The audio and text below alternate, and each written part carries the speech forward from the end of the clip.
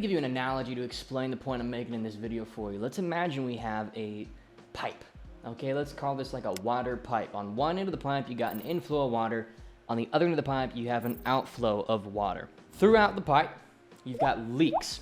Either leaks, like holes in the pipe where the water's flowing out or dripping out, or constraints where the pipe gets smaller and you can fit less water through. Good luck to my editor on making a visual on that one, but let's think about it like this for a second, okay? Your business right now has an inflow of water, an inflow of leads, inflow of attention, okay? And then it has a process with which you send that attention or those leads through. Your sales process, your setter, your closer, the way you handle those calls, your offer, the types of funnel that you use and how much traffic that type of funnel can handle, okay? The amount of reach that your organic content gets, et cetera, et cetera.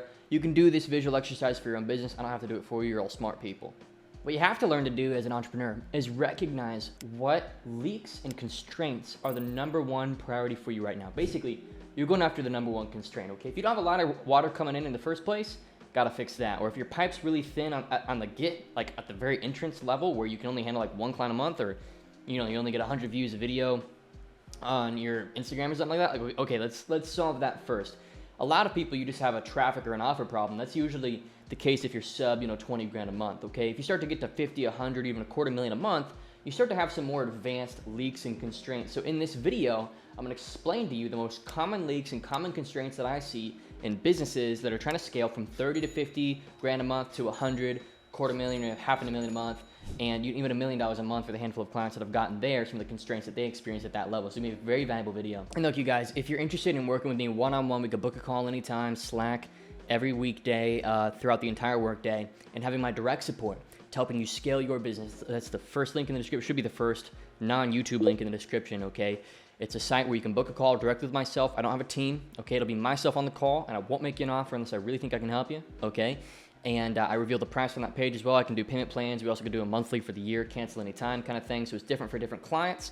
And I'm just looking for people that I really believe we can take you from 10 or 50 or 100 grand a month to 50, 100, or $250,000 or $500,000 a month, and really have like a 5 to 10x multiplier in your business by helping you recognize if some of these constraints are what you're specifically experiencing that you're gonna learn about in the rest of this video, and helping one-on-one work with you to alleviate those constraints so you can grow, okay? Links in the description.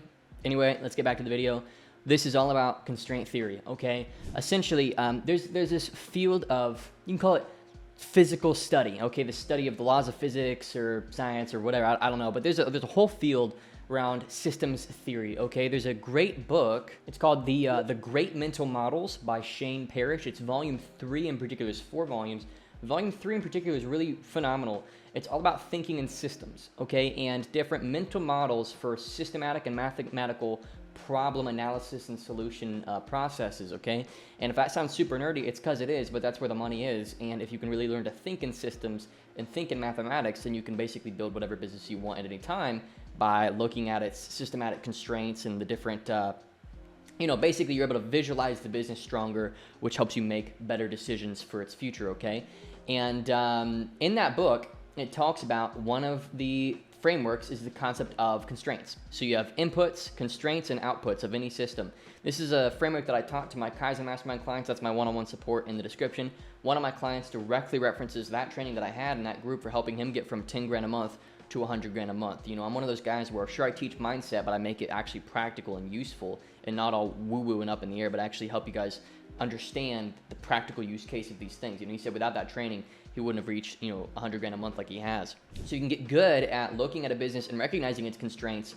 Honestly, half of solving a problem is just being aware of what the problem is in the first place. A lot of you guys, the problem isn't that you're not good at solving problems, that you're solving the wrong problems, right? Like right now, your constraint honestly might be something that you're not even aware of, but you're working on solving a completely different constraint, right? Like you're totally redoing your entire course product right now, when in reality, what your real constraint is something completely different that you're not even aware of because you don't have the experience or wherewithal to understand and appreciate what the constraint actually is. So you need another pair of eyes or something, but you need to go in there and recognize what the constraint is. So anyway, let me get to the point. There's really just a handful of constraints, okay? And really in my head, off the top of my head, there's about 4. Okay, so I'm gonna start with the very first one, which is obviously just a traffic constraint, okay? This one is obvious, okay? It's not hard to explain. Basically, you don't have enough attention. You need to either learn paid advertising or get better at organic marketing, one or the other.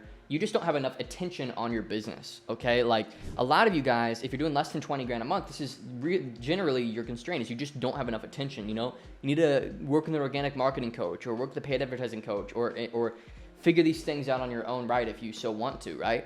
And just get good at getting new eyeballs, okay? That's honestly the number one constraint that most businesses face because most businesses never reach above, you know, even 10 or 20 grand a month. So if you're in that crowd, it's just you don't have enough attention, okay? You need to become a better communicator, get better on camera. You need to make better ads, learn copywriting. A couple of books that I recommend for that is Great Leads by Michael Masterson, one of the best on how to write good ads. If you want to learn good organic content, read Expert Secrets by Russell Brunson. Those two books, if you want to get good at ads, copywriting, learning good ads, Great Leads by Michael Masterson.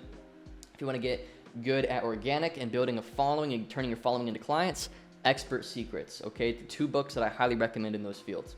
That constraint is honestly almost too obvious. It's not even necessarily worth spending my time on. I want to actually add value to you guys. So I'm going to move on to the next constraint, okay, which is sales process and sales operations, okay? A lot of people confuse the two.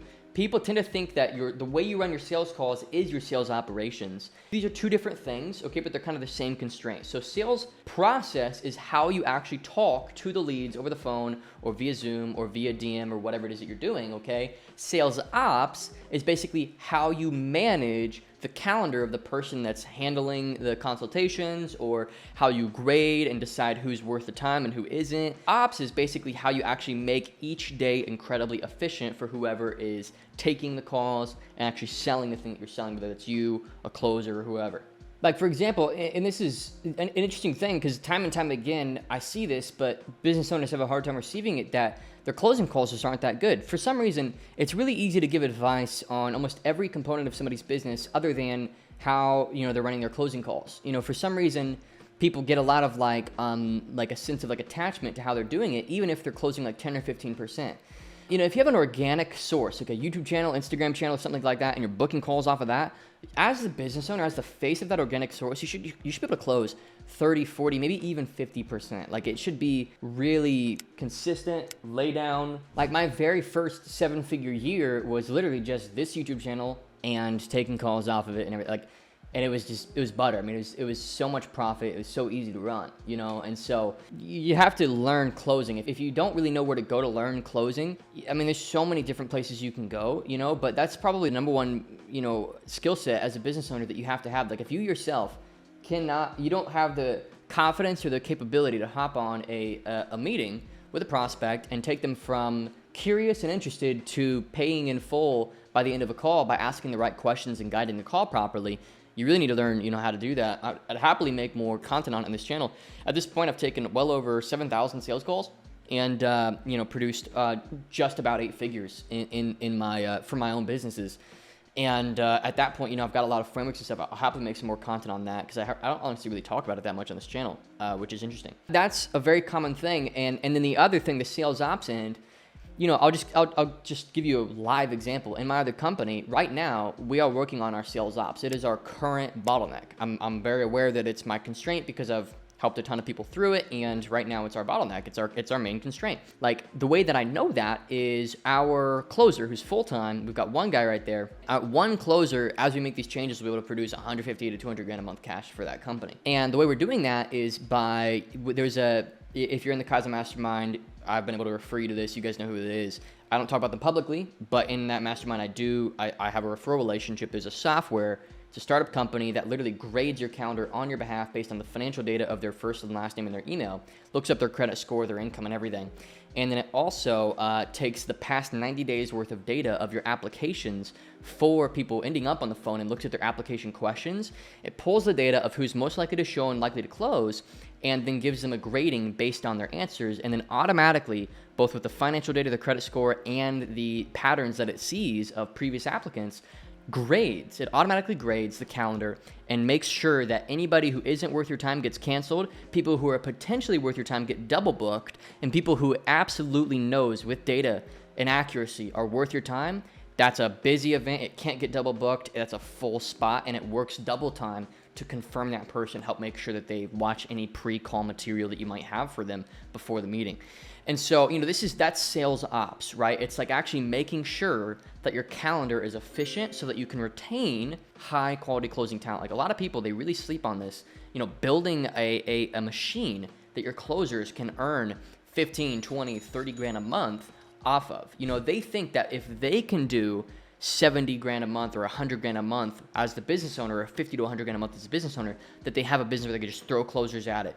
If you're churning closers, that's going to become a bottleneck. Like having to ramp people over and over again, you're not going to be able to grow to, $250,000, $500,000, or $1 million a month. You need to create a lot of retention of your talent and your team by building a business that serves their income goals as well. And so sales ops is a very common, constraint. Having somebody or even a tool like I have for my mastermind members that actually, manages your calendar on your behalf based on data from previous shows and closes in their application and the correlations that it sees, and also the financial data like the credit score and income, etc.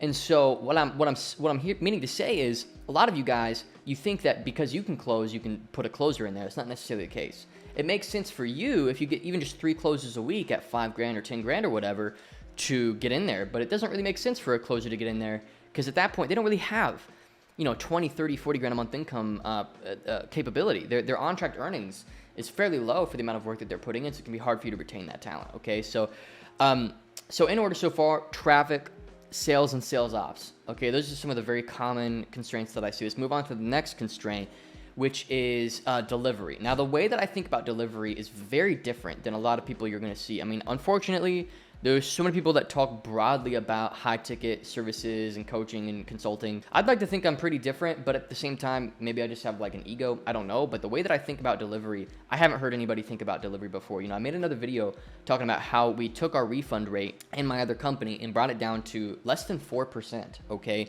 on cold traffic who just met us usually about 72 hours ago and paid in full $5,800 for our product. Only a 4% refund rate on that. How did we do that? Well, we nailed our delivery. There's so many first principles of delivery. If you don't know what a first principle is, it's kind of like how engineering will always change, but the laws of physics will never change. First principles are the laws of physics of business, and engineering is your business model.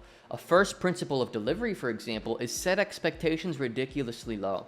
My closers are trained to not make any major promises. We don't make any promises. You think that would reduce our close rate, but actually intelligent leads appreciate that we have no guarantees outside of a 0 questions asked 3-day window. We don't guarantee anything. It's completely on you to get results. They know that, but we have a 3-day 0 questions asked policy of if you don't think this is what you wanted, you get your money back 3 days, no questions asked. We send it immediately, and we've done that again for a handful of clients, and we've got about 90 clients in that business. We've had to process just about 4, so it's actually a bit above 4%, so that's 5.5%, 6%, which is extremely competitive for our industry, for our business model, and for the context that we're operating in. I mean, I know people who operate with a 15, 18% refund rate in that first week. I mean, it's just ridiculous, and they just bake that into their P&L every month, and they think it's normal. It's not normal. You're, again, thinking about your business as a product that your team can consume. That's going to create a very low morale environment if you have that issue within your business. You can go watch that other video about refund rate that I just made.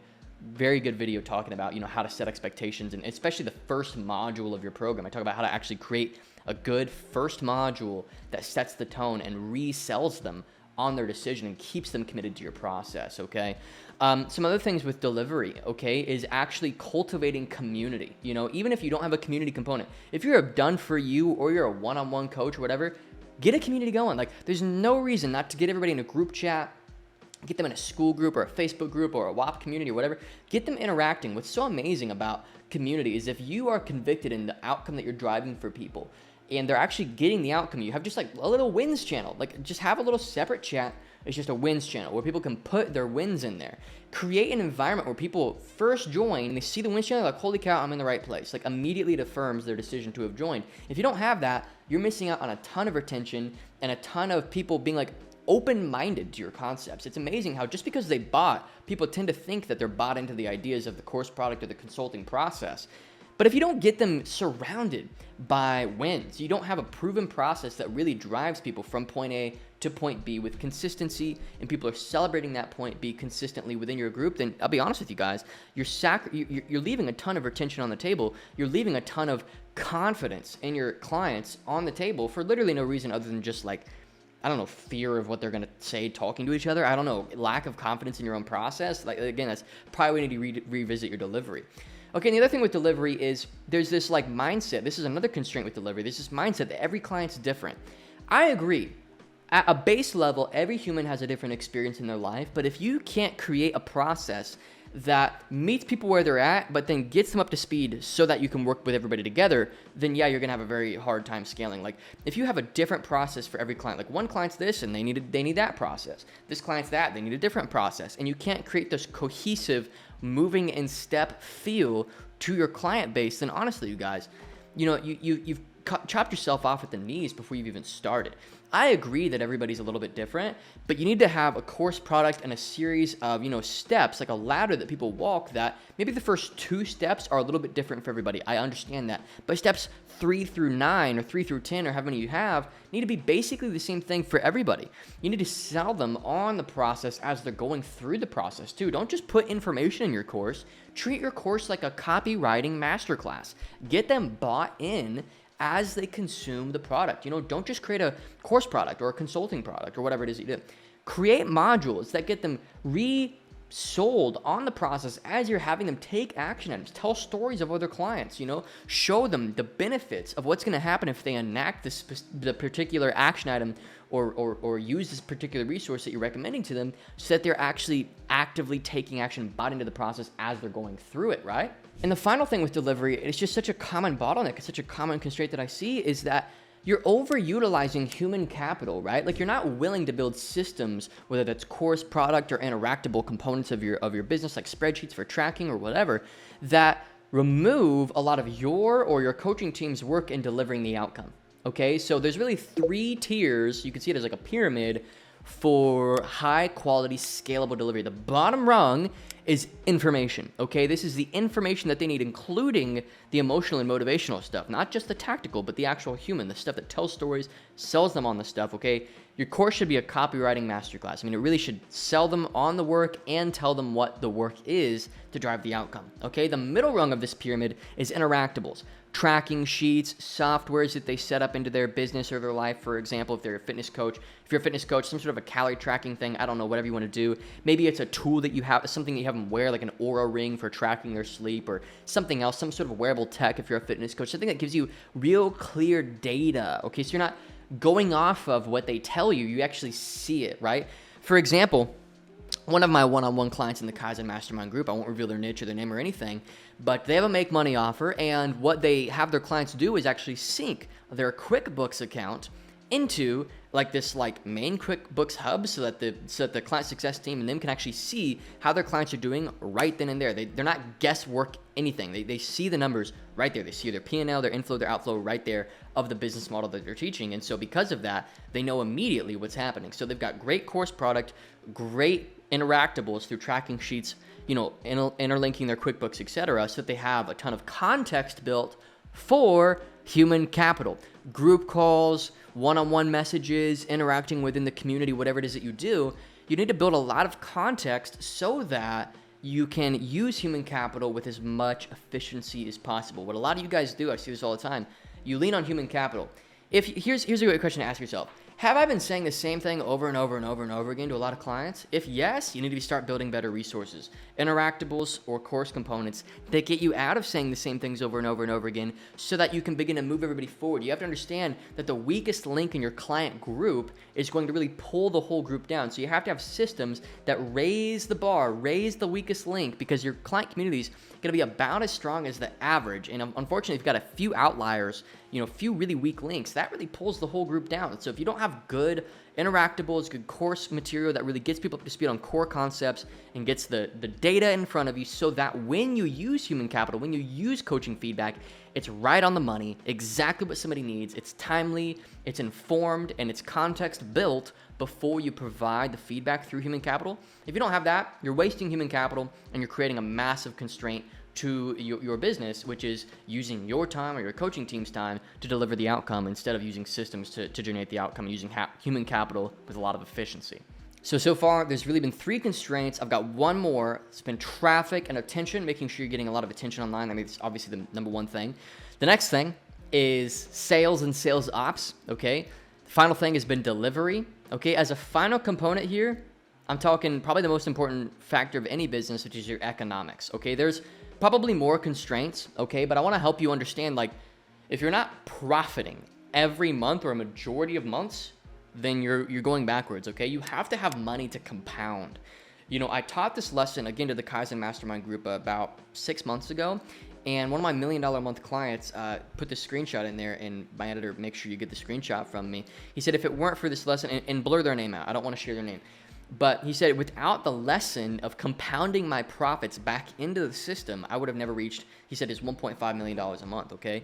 And the idea of compounding your profits is so ridiculously important. You can see how if you alleviate scale constraints and then you're turning $1 into 3, you can turn 3 into 9 and 9 into 24, however much it is, you know, 9 times 3, I don't know. But you get the idea, right?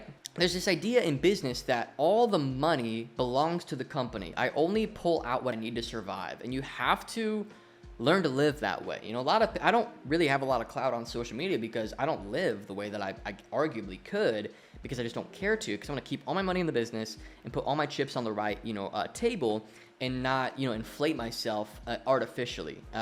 And a lot of you guys, I'm just being so honest, like you start to make a little bit of money and then boom, you're living like a rock star, and you arguably can't even afford it. You know, you got taxes, you have investments that you should be making that you're not making back into the business that are going to kill your business over time.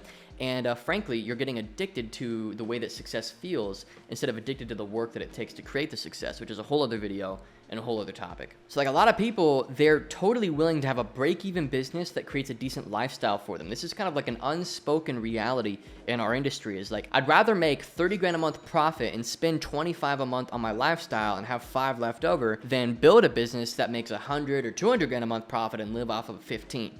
Like, you really got to start thinking like that if you want to create a truly scalable business. Live extremely frugally and put all the money back in the business, back into ads, investing into, getting outside help to help you solve your constraints, back into whatever is actually helpful for you to create growth within your business. It's like, I know it sounds obvious, but it's actually amazing how many people ignore profitability as a constraint. Like, if you're not profitable, you can't grow. Like, profitability is not optional. You have to be exceptionally profitable if you want to grow at all. Break even doesn't do it. And a lot of profit, but you're spending it all in your life, also doesn't do it. You need to get your money back into the business and moving and working for you over and over again, almost as a compounding feedback loop. And you just have to invest into that feedback loop even when it's really, really slow, because eventually you're going to create breakout success because you're just turning $1 into 2, 2 into 4, 4 into 8, 8 into 16, 16 into 32, and then on it's into 64, into whatever, 128. You get the idea. It starts to get faster and faster and faster over time, but that's only the case if you have positive economics at the end of the day. I'm gonna wrap the video here. Hopefully this is a valuable video for you. This is the 4 most common constraints that I see as I'm consulting people and scaling their organization, scaling their coaching, consulting, or high ticket service, or high ticket, whatever business online. And if you're interested in getting my one-on-one support, once again, links in the description. And I would love to speak with you next and see if it's a fit and go from there. So thanks for watching this content. Hopefully you're enjoying all the rest of the content as well. I'm just kind of on this like content grind right now, really enjoying making videos right now.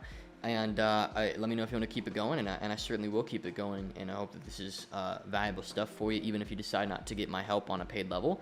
But I'll be honest, there's some stuff that I reserve for that group. I mean, there's some stuff that I can't share publicly simply because, honestly, like if I did, I'd be putting my clients at a disadvantage. I have to give my absolute best stuff to my clients because that's just kind of how I have to roll. But I'm going to give you everything I possibly can to get you as much results as you possibly can so that you can have the success that you want, irrelevant of whether you pay me any money, okay? So thanks for watching this content. Hopefully you enjoyed it, and I'll see you in the next one.